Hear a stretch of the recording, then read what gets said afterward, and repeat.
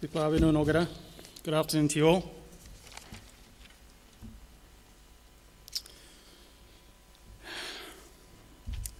I'd firstly like to acknowledge the Larrakia people of their spiritual land upon which we are now gathered here today. Thank you for the welcome and hope to one day reciprocate the honour. The late Dr. Martin Luther King once said in a famous speech, "I have a dream," in a public gathering around 200,000 people on Lincoln Memorial during the Civil Rights March in Washington, D.C., United States, on 28th of August 1963. He was a driven man who had insurmountable odds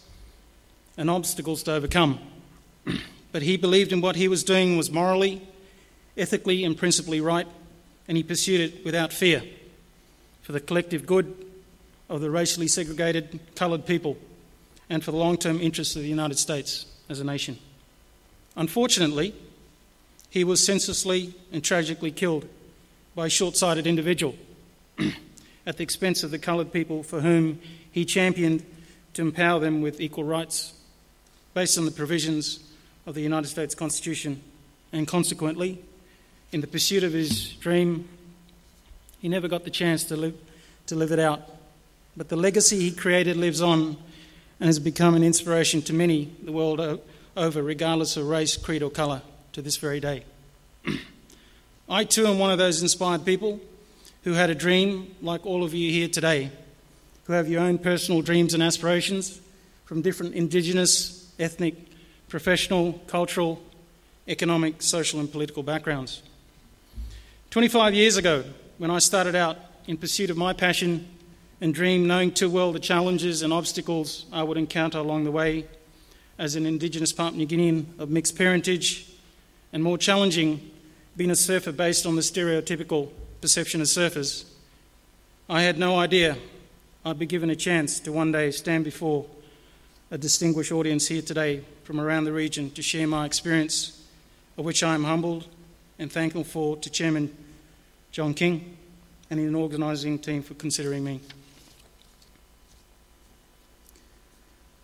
With little experience and no money straight out of high school on the Sunshine Coast of Queensland at 18 years of age, where I first learned to surf, wide-eyed and my dream fixed in my sights, I set about planning my mission to head back home to Papua New Guinea with surfboards in hand to try my luck to establish a foundation and legacy to empower my people with a sport that was not foreign to them, as traditionally surfing on old cut-out canoes and pieces of flat timber were used to bellyboard on waves dating back generations. But my plan was to introduce the modern fiberglass boards. Bearing this in mind, there was no precedence or template for me to follow or guide me in this pursuit, as surfing and surf tourism in Papua New Guinea was a foreign concept insofar as a recognised niche tourism sector, and I had the challenge of my whole country before me, made up of its complex fabric of traditional matrilineal and patrilineal land ownership laws, intertwined into complex 800 different language groups and cultures that make up Papua New Guinea society to this day. Not even the PNG Tourism Authority at the time, in 1988, had any idea about surfing and its social and economic potential to contribute to nation building and empowerment of our people. And I recall on one occasion approaching the CEO of the Tourism Authority at the time for help, and I was shown the door. This was a very humiliating and demoralising experience as a young Indigenous Papua New Guinean trying to do something constructive for my country, as we are always challenged by our political leaders in school and in the media to play our part in contributing to nation building when we come out of school. I'm sure these are similar echoes you have all heard in your young days from your respective countries' political and community leaders. I came to realise then it was difficult convincing a non-surfer of my passion and desire to develop and promote a totally new niche tourism sector and sport running in parallel. But that did not deter me. If anything, it only reinforced my conviction to soldier on regardless. As the principal architect of the Surfing Association's reverse spiral model of development that has traversed the complex terrain of traditional land and property rights, diverse cultural values, traditions and heritage across Papua New Guinea and married this with the aesthetics of global commerce, the result has been an equitable and sustainable surf tourism industry, empowering the most important people in the tourism equation, the Indigenous resource custodians. For me, the story of surfing and surf tourism in Papua New Guinea is deeply personal. I've struggled for over 25 years to bring surfing and surf tourism into the mainstream development agenda in Papua New Guinea, to be recognised as a legitimate sport and niche tourism sector operating in parallel. The Surfing Association of Papua New Guinea was founded with no federal or state government assistance, and indeed struggled and crawled for many years to be taken seriously by government and its agencies. My office is the Surfing Association head office, and is still to this day I have carried its costs for the last 25 years, running in parallel with my other business interests. It has been a long and bumpy road to legitimacy, but we are now sprinting, the fruit is bearing, and the Indigenous village communities, who are the gatekeepers and resource custodians of the surfing resource, who have embraced the model, culture and spirit of surfing, are now the real winners, and I am grateful to them in allowing me to pursue and implement the model given the time it has taken. The Surfing Association approach to the development model and policies, the policies and ideas we have created were catalysed in 1987 during the Bougainville crisis. The Bougainville traditional resource owners of the massive gold and copper mine felt they were being marginalised from decisions concerning the exploitation of their resources, and that their concerns were being ignored. Rallying around their leader at the time, the Bougainville Revolutionary Army mobilised and shut down the huge mine with force and arms that represented 40% of Papua New Guinea's GDP at the time, at great cost to state and people's lives on both sides of the conflict, totalling over 10,000 dead. The mine is still shut to this day, and issues still not resolved, as the traditional resource custodians have dug in their heels at the expense of the state, and 2 generations of children have been deprived of basic education and health facilities. The lesson is clear. Regardless of the scale of investment, if the traditional resource custodians in Papua New Guinea are marginalised from the exploitation of their resources, they will shut any operation down. This applies across the spectrum of resources, including the respective niche tourism sectors, and should never be underestimated.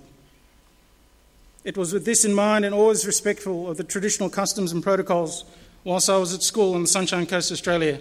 that I began to explore how surfing and surf tourism could be introduced to Papua New Guinea, operating in parallel without denigrating the people's traditional values and way of life, whilst contributing to nation building through social and economic development.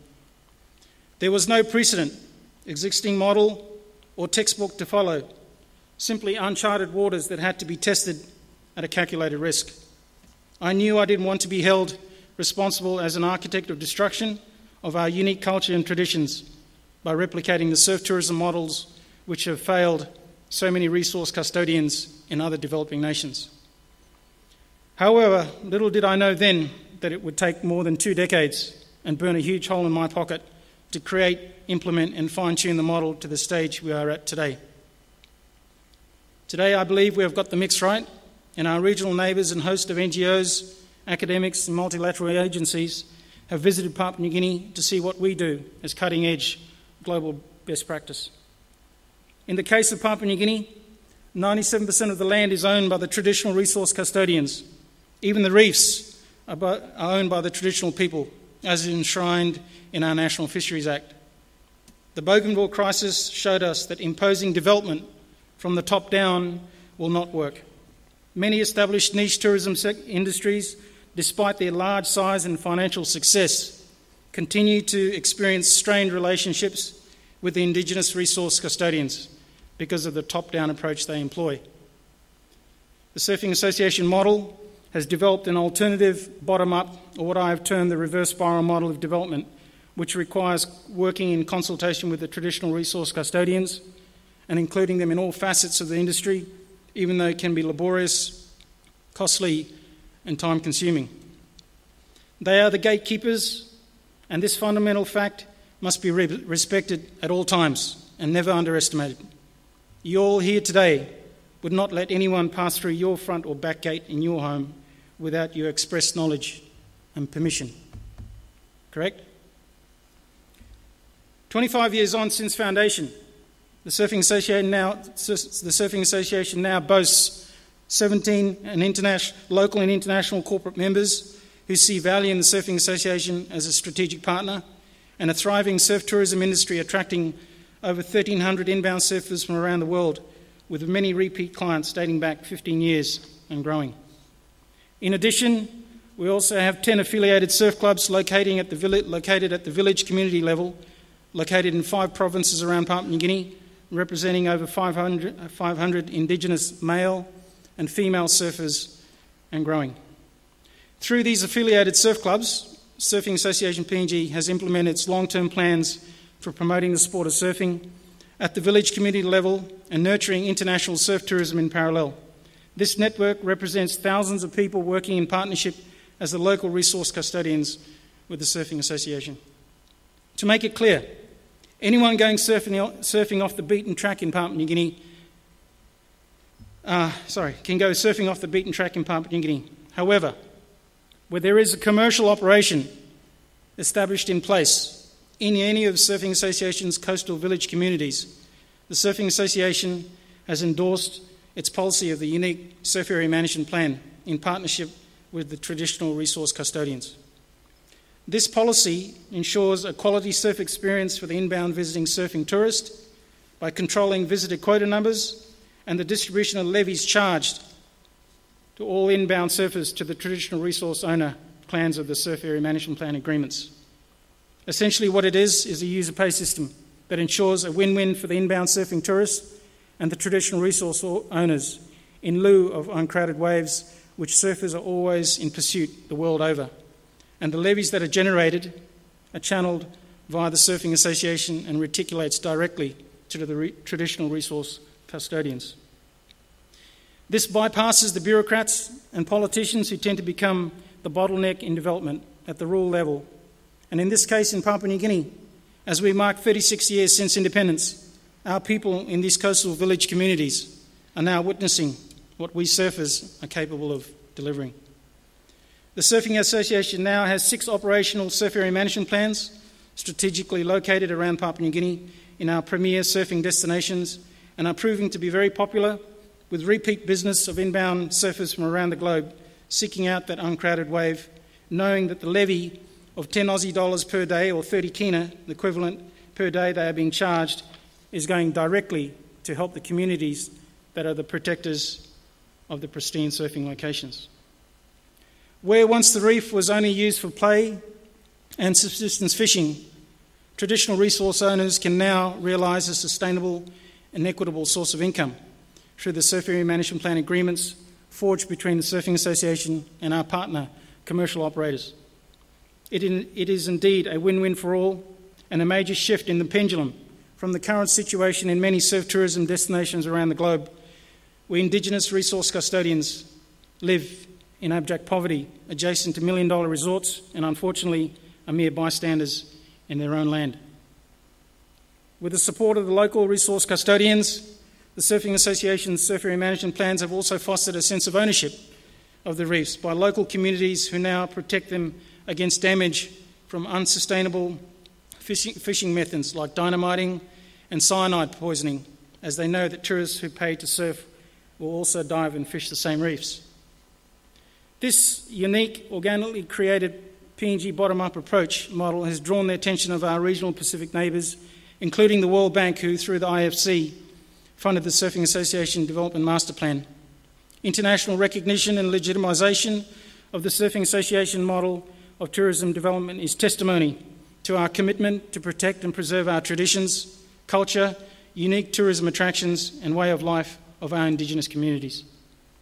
We strongly believe that if managed and nurtured properly, PNG will become a world leader in the global tourism industry, which we are now doing with sharing our experiences with academics and regional neighbouring countries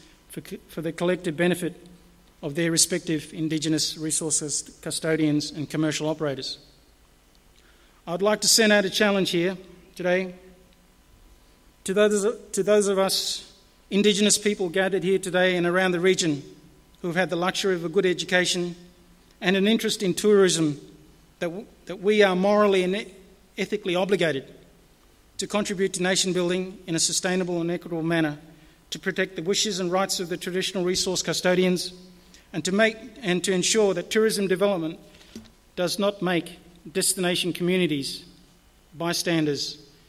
and servants in their own land. For far too long, I have seen mixed and full-blooded Indigenous people pretend that there is no obligation on their part, individually and collectively, and this is all attributed to the wrong attitude. This attitude issue starts in the home and carries on into school, adulthood and employment, and must be reinforced to ensure the future generations of Indigenous resource custodians have champions to protect their rights in order for tourism to prosper and be sustained. As the saying goes, it is attitude, not aptitude, that determines your degree of altitude. Irrespective of the size of investment, ultimately there will be nothing if the traditional Indigenous resource custodians have been left out. They are the most important component in the tourism equation as the gatekeepers for today, for tomorrow, and future generations. Complementing some of our marketing strategies, the Surfing Association's surf management plan that assures the inbound surfer of a quality cultural surfing experience, which is part of our World Bank's funded strategic plan, is now being integrated into our draft Surfing Association's Surf Management and Development Bill to go before Parliament at some point in the very near future. When the final draft of the bill is completed and completes the protocols through the bureaucratic and political steps and ratified into law, the Surfing Association will become the first surfing governing body in the world to have its own Act of Parliament. And there's 56 members of the International Surfing Association. This Act will essentially ensure the Surfing Association model and policies will be enforceable to protect the resource, the industry,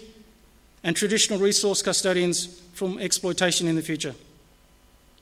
As responsible surfers, we feel this is part of our constitutional duty and obligation to protect the Indigenous resource custodians and their surfing playground and environment, as without them, there is no surfing, as it is their resource and we are simply visitors on their land and reef. Simple as that. All of this ensures that the tourist dollar ripples through the local economy, thus empowering the Indigenous community to achieve their desired social and economic plans. The Surfing Association can then market and manage on a macro scale the policies it has created to ensure an equitable and sustainable surf tourism industry in all respective provinces, so that visiting surfers can visit each surfing destination knowing the same policies and rules apply. This avoids the confusion and graft created by unclear reef resource ownership and laws being experienced in other destinations within the region that are unsustainable and not in the interest of the Indigenous resource custodians. The Surfing Association reverse spiral model has evolved with the full support of the traditional Indigenous resource custodians of PNG. This has never been done before, and where once locals were at the mercy of the powers that be and large-scale foreign investment, the Surfing Association has turned the tables 180 degrees to empower the village communities to develop and manage their surf resource with minimal political and bureaucratic interference. In this way, the Surfing Association is beginning to play an important role at the provincial and national level, as members of Parliament and international NGOs and donor agencies see the Surfing Association delivering meaningful and sustained surf tourism development that is helping to enhance the lives of the traditional Indigenous communities. When I started out in my humble office 25 years ago under my home, which is still the head office for surfing Papua New Guinea today, relevant government agencies like the National Airline Air New Guinea, the PNG Tourism Authority and other national government agencies did not acknowledge us. Through hard work, determination and unswerving desire to achieve good things for Papua New Guinea through surfing, David finally came to Goliath's attention. In 2006, representing the Surfing Association, I was appointed onto the PNG Tourism Promotion Authority Board and then subsequently appointed as Vice President of the PNG National Museum and Art Gallery Board of Trustees and most recently President of the PNG Tourism Industry Association. The Surfing Association now enjoys full support of the PNG Tourism Promotion Authority, including an annual marketing grant in support of promoting our members' surf tourism products to the global market in magazines, websites, and attending international tourism expos, conferences, and so on. This is a far cry from the humble beginnings in 1988 when I was shown the door by the then CEO of the Tourism Authority at the time. But things have changed significantly since those humble days in 1988, and marking an important milestone in 2007. Our Prime Minister at the time, Grand Chief Sir Michael Somare, opened our inaugural PNG National Surfing titles in Vanimo, Sundown Province, and donated 100,000 kina, or 42,000 Aussie dollars, to a double-storey classroom for the local community school, and same time declared a public holiday for the Vanimo town and public servants to join in on the staging of this major event in this idyllic small coastal village that never had the fortune and honour of welcoming our Prime Minister since being granted independence in 1975.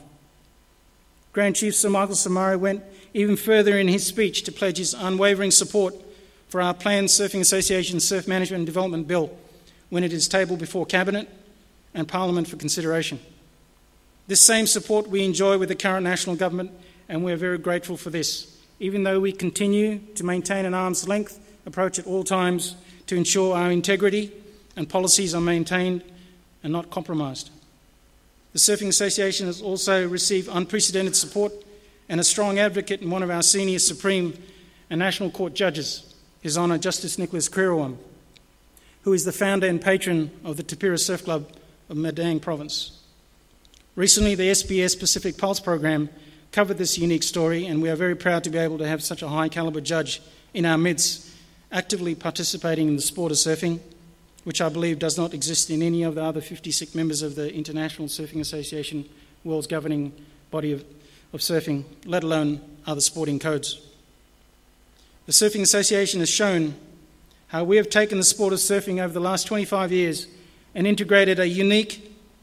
working relationship with members of the three arms of government to collectively contribute to the social and economic development in PNG, where it means most, and that is where 85% of our population reside in the rural areas. I have maintained my position as President and de facto CEO on a voluntary basis at great cost to me and house the offices of the Surfing Association for several reasons. Firstly, the Surfing Association is not at this very moment in a financial position to sustain a full-time salary and support staff and meet all its other financial expenses. In a couple of years from now, the collective income generated from the increasing number of inbound surfers paying their levies through the Surf Area Management Plan will be sufficient to sustain these costs. In saying that, we've deliberately structured things this way because if the Surfing Association was funded by the state, by a government department or statutory authority, or any other donor for that matter, to meet salaries and office expenses, which is independent of funds we receive from the PNG Tourism Authority, which are strictly for marketing purposes, the Surfing Association would then be at the mercy of potential political and bureaucratic influence of our policies and philosophies, and I firmly believe that the Surfing Association would not have achieved what we have at the grassroots community level had we gone down this path of being spoon-fed and dictated to by some authority or sponsor with motives and agendas contrary to what we stand for. As a result of maintaining a non-partisan approach to politics and remaining independent from the process, the Surfing Association has been able to do what we thought as surfers was best for the future of surfing in PNG, without fear or favour, and the results speak for themselves. In this paper, I have explained the core philosophy behind the success of the Surfing Association and the Bougainville crisis, a painful historical period for Papua New Guinea, to illustrate the conviction of PNG's Indigenous resource custodians in pursuit of what they consider to be social and economic justice. The lesson for us, in light of overcoming the obstacles, has been to ensure that the grassroots or resource custodians of our unique niche tourism sectors are involved in all facets of the tourism development, as they are the gatekeepers and the most important entity in the whole tourism equation, to ensure that they are a part of the planning and management of tourism and are an integral part of the tourism product as a result, benefiting directly from it in tangible ways. Without this philosophy, I believe that tourism ventures in PNG are at best destined to an uncertain future, and strained relations with Indigenous resource custodians and local communities, and at worst liable to be closed down entirely. In closing, I'd like to state that had I, as an Indigenous surfer in the pursuit of my passion and dreams of surfing, when I set out on my mission 25 years ago, was driven purely by monetary reasons, emulating the top-down approach of other nations and organisations, and not what was in the long-term interest of my people and country, based on the reverse spiral model that I created, I firmly believe the net result and outcome being witnessed today in Papua New Guinea would have been contrastingly different, and I would most likely have not had the fortune of being invited by Chairman John King to share my experience with you today on the spiritual land of the Larrakia people. Thank you.